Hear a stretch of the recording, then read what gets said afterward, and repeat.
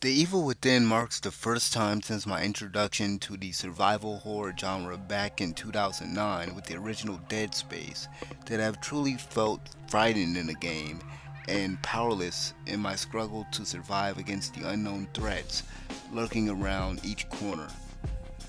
The Evil Within to some might feel like it might feel like Shinji Megami's love letter to the genre to most fans of his older work. And although I haven't played, I haven't completely played any of the Resident Evil games. I played like little portions of it. I played demos of it. But I've played some of his earlier work, just a little bit of it, and I can honestly say that I can see why he's regarded, you know, as sort of like the godfather of the genre, or at least, one of the best to ever really, dabble in the survival horror genre. So right off the bat, the Evil Within will suck you into its strange and sadistic world, where you take control of a detective named Sebastian Castellanos. Him and two others are summoned to a crime scene of mysterious murders, in which, upon checking the crime scene, Sebastian gets basically knocked out and he awakes in it's sort of kind of another world. Despite the nice setup of the game, the story never weaves into something that is completely comprehensible. The Evil Within story is very incoherent. I mean, I really couldn't tell you what the overall arching, story was for this game, and a lot of people can't. It's just the way that the narrative was handed to us as the player.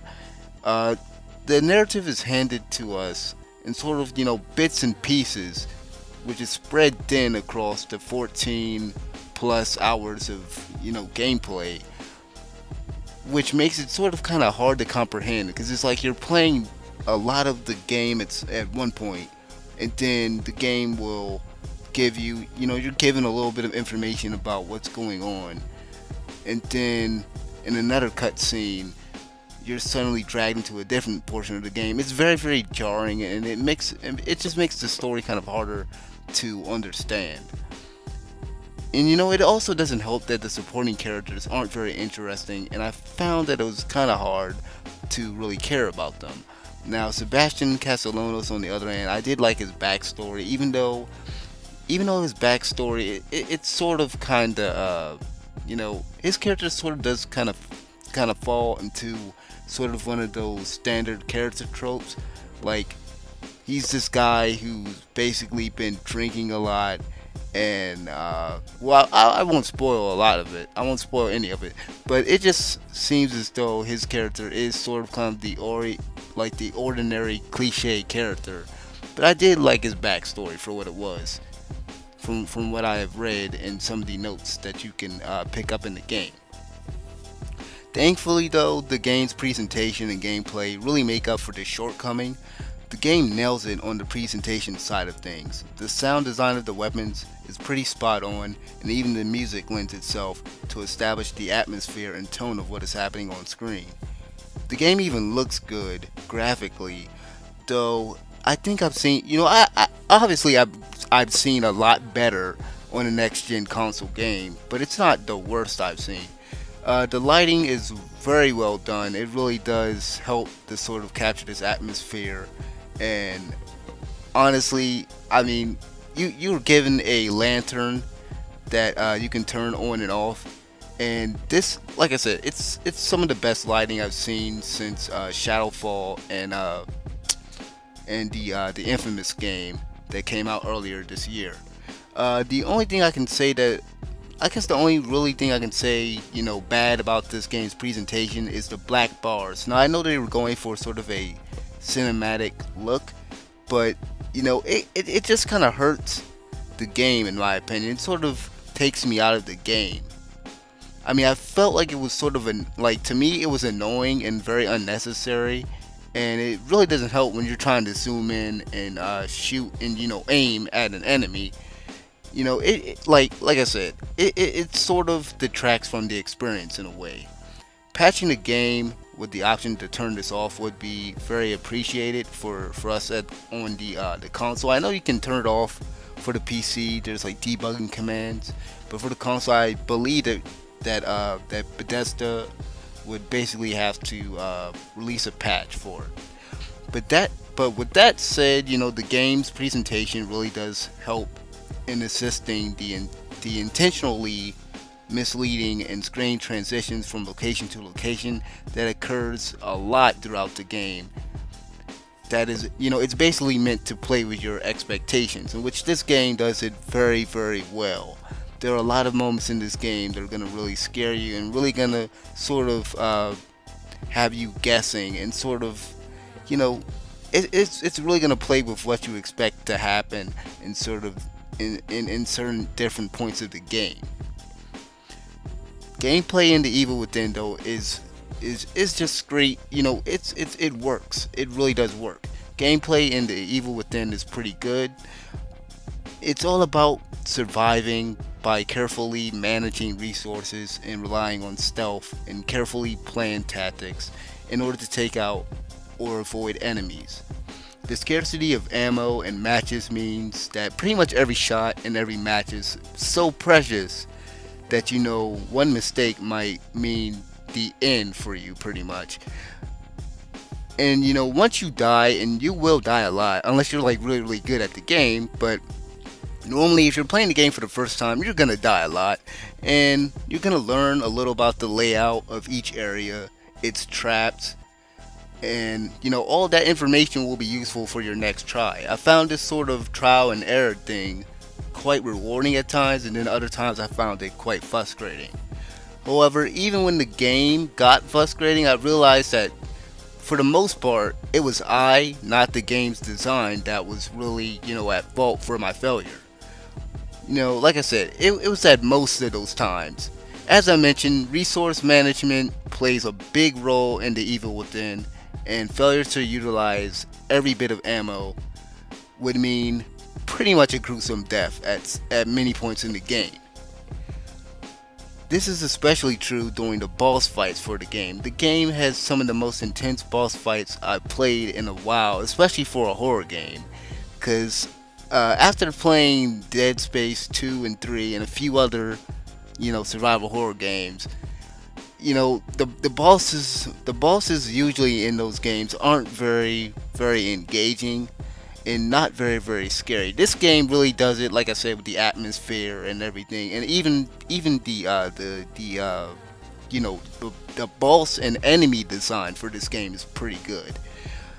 The game has some of the most, like I said, it has some of the most intense boss fights, and it really did fill me with a sense of dread. Some bosses require utilizing the traps and switches around you in order to take it out. The bosses that required a bit of thinking to overcome were really the most fun though. However, there were some that were, particularly frustrating, either due to the boss's design. I'm not saying their character, their aesthetic design. Their aesthetic design, like I said earlier, and that's what I was alluding to, is their aesthetic design, like the way that their character models are designed and everything are good. It's just the fact that the way the level and the boss itself, that that design was sort of kind of faulty. It would either be that or the fact that there's some sort of secondary objective during the boss fight that had to be completed. The most annoying part of one of these boss fights, like, it was very very annoying, where and I won't spoil too much, but there's this one particular fight against a keeper where the room is filled with poison gas and you have to shut it off and everything. There are many boss fights in the game where there's this sort of second objective. I think there's maybe 2 or 3 like that, but those boss fights were kind of annoying. However, I think the worst design choice was probably perhaps the fact that and this has been a thing that some games have done in the past, and mainly the ones that really come to me right now are the Resident Evil 5, and I believe 6 did it too.